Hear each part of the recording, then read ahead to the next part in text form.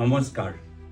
বাঁশবাৰীত ৩,৬০০ বিঘা, উমৰাংচাওত ৯,০০০ বিঘা, নালপাৰা বেলতলাত এতিয়া খিলঞ্জীয়া মানুহৰ মাটি বিজেপি চৰকাৰে বিক্ৰী কৰিবলৈ বিচাৰে।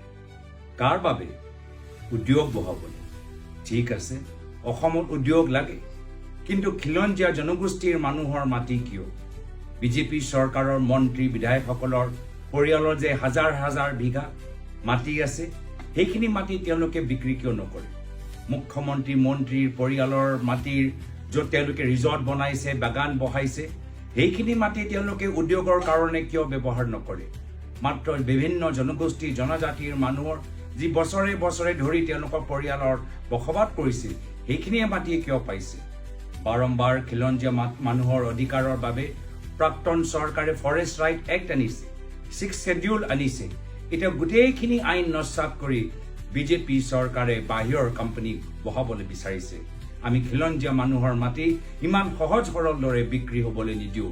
এইবাৰ কংগ্ৰেছ ওলাই আহিব, খিলঞ্জীয়া মানুহৰ মাটি সংৰক্ষণৰ ক্ষেত্ৰত, বিভিন্ন জনগোষ্ঠীৰ মাটি সংৰক্ষণৰ ক্ষেত্ৰত এইবাৰ যুঁজ এখন হ'ব।